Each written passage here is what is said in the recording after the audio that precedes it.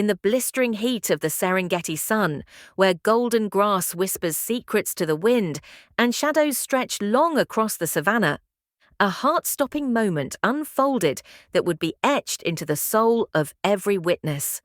A story so wild, so implausibly miraculous, that even the hardened rangers of the Mwanga Wildlife Reserve speak of it in hushed reverence, their voices trembling as they recount the day a 12-month-old baby girl named Amina was snatched from the jaws of a lightning-fast predator and returned to life by a cascade of courage, instinct, and sheer cosmic fortune,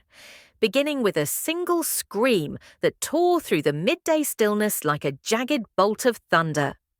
It came from Zara, Amina's mother, who had set her daughter down under the shade of an acacia tree while she adjusted the canopy of their picnic tent, her back turned for no more than a breath, when a rustle in the grass betrayed the silent approach of a female cheetah. Lean with hunger and driven by the primal code of survival, her amber eyes fixed on the soft, wriggling target, oblivious to the thin veil separating civilization from chaos.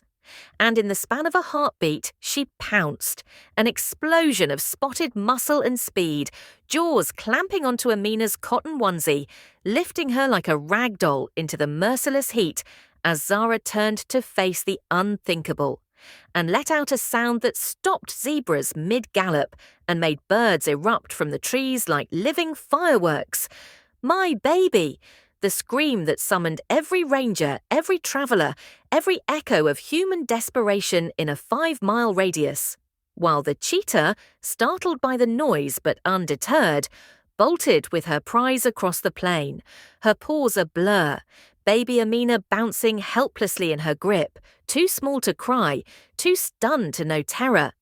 And the world seemed to tilt on its axis as Zara collapsed to her knees, clutching the warm earth, before springing into action with a speed born of feral motherhood, sprinting blindly after the predator, though she had no chance of catching it, her sandals flinging dust into the air like smoke signals. But then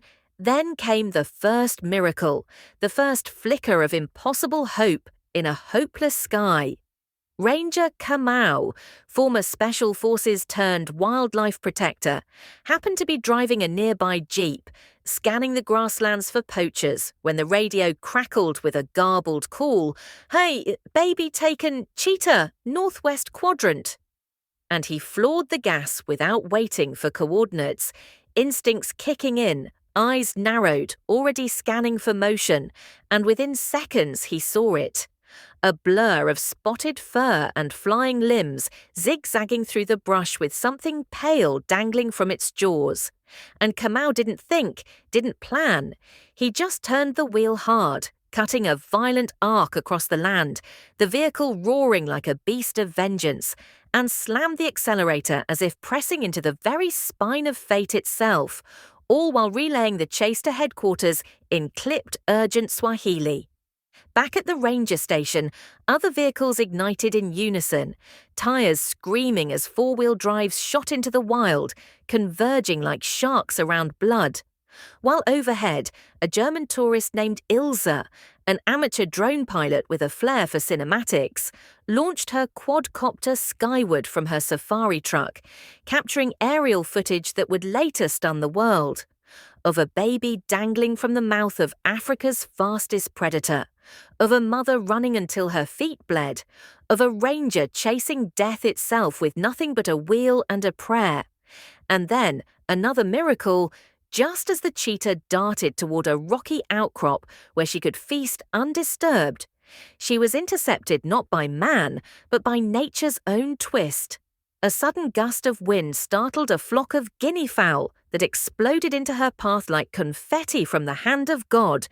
causing her to swerve mid-stride, her grip loosening for the briefest of instants, just enough for baby Amina to slip free, tumbling into the tall grass with a softness that defied logic. Unharmed but still and silent.